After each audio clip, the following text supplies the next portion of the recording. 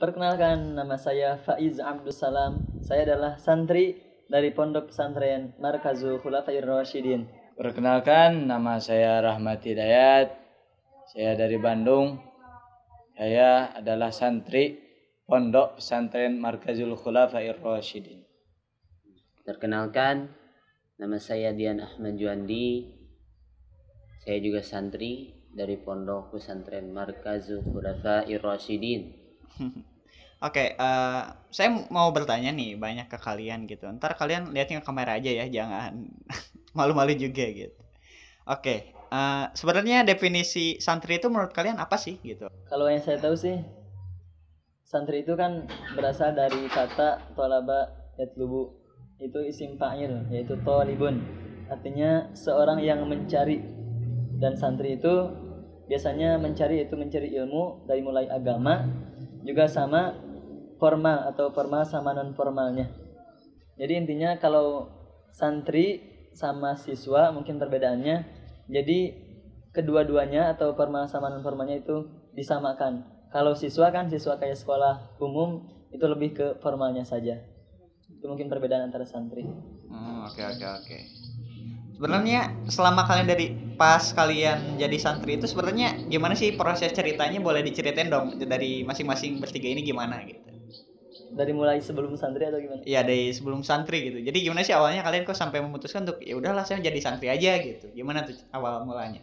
Kalau saya sih pertama karena mungkin saran dari orang tua juga, karena pada era global seperti ini atau 4.0 ini anak-anak gitu banyak sekali di antara kita yang pergaulannya bebas. Jadi mungkin saran dari orang tua saya supaya nggak terpengaruh gitu dari orang-orang yang pergaulannya bebas, supaya intinya menjadi anak yang baik lah, mungkin gitu.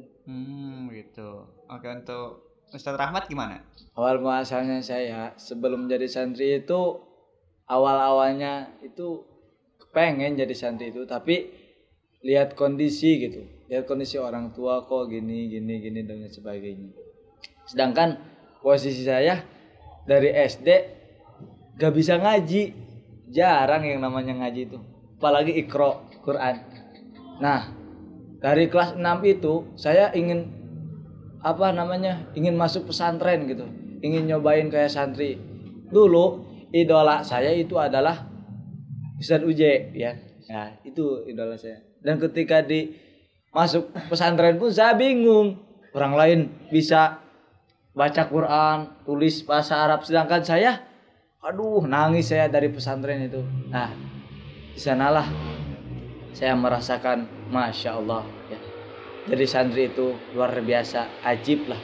Di sana juga santri itu tidak diajarkan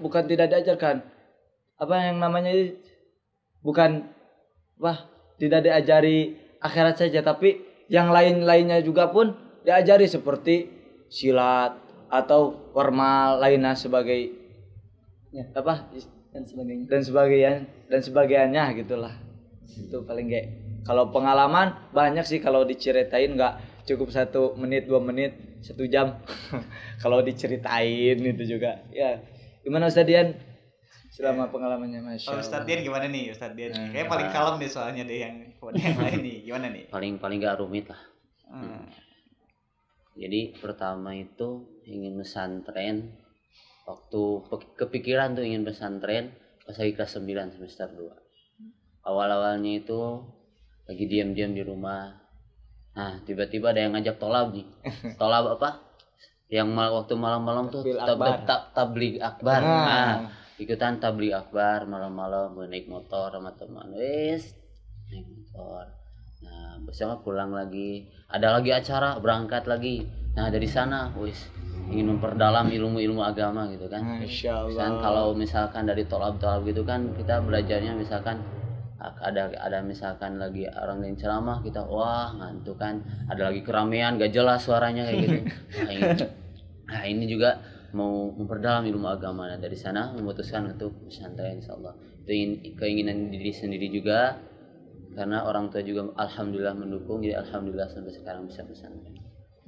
Oke, terus kata orang, apakah benar ya katanya yang pesantren itu rata-rata orang yang emang orang tuanya udah nggak sanggup saking bandel anaknya itu sampai akhirnya mutus untuk pesantren gitu.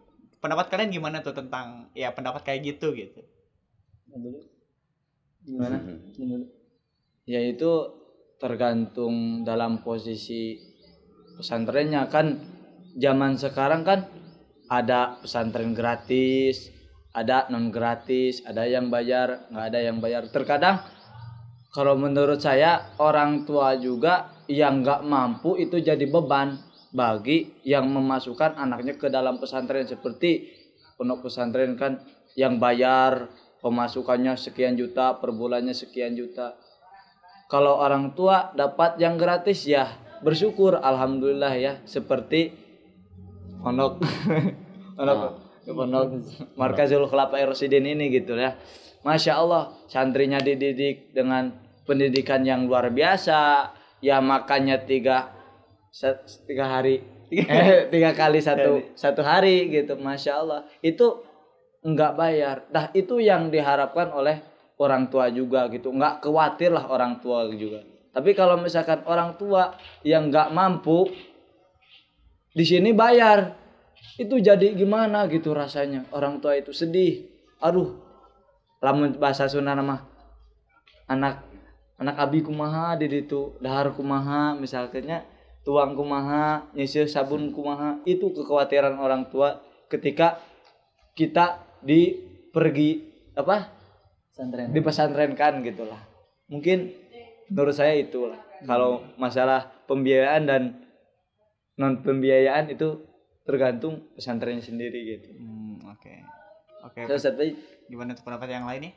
Kalau menurut saya tanggapan orang memasukkan anak yang bandel ke pesantren itu saya kurang sependapat. Cuman mungkin emang kebanyakan seperti itu. Tapi yang saya tahu, yang saya rasakan juga itu emang udah punya keinginan masing-masing. Bagaimana itu pemikiran anak atau keinginan anak kan banyak perbedaannya. Ada yang emang ingin memperdalam ilmu agama, juga ada yang emang ingin memperdalam ilmu teknologi dan sebagainya. Menurut saya, jadi santri itu tidak dikaitkan dengan anak-anak yang bandel. Bahkan cuman mungkin karena alhamdulillah pendidikan santri itu kan 24 jam dididik, digodok sama guru-gurunya, pembimbingnya. Jadi mungkin menghasilkan sebelumnya agak nakal, bisa jadi nggak nakal. Jadi mungkin itu salah satu pendapat kenapa banyak yang menganggap bahwa santri itu berasal dari anak-anak yang agak nakal gitu. Mungkin seperti itu. Oke, gimana untuk Ustadz Dian sendiri? simpel saja. Pendapatku, saya sih itu juga kurang setuju gitu kan.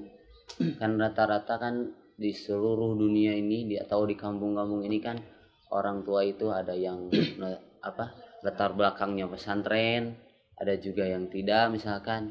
Nah, orang tuanya itu ingin anaknya itu ingin anaknya itu pintar dalam agama, pintar dalam apa saja mungkin. Nah, jadi karena orang tua belum bisa mendidik untuk dalam agama gitu kan. Nah, rata-rata kan anaknya nggak pergi ke pesantren gitu. Nah, seperti itu kalau menurut saya sih. Terus sebenarnya apa aja sih yang kalian dapat selama kalian di pesantren itu gitu? Kalau menurut saya sih apa yang saya dapatkan di pesantren itu banyak sekali. Banyak, dari mulai ilmu kehidupan, ilmu keagamaan, ilmu formal.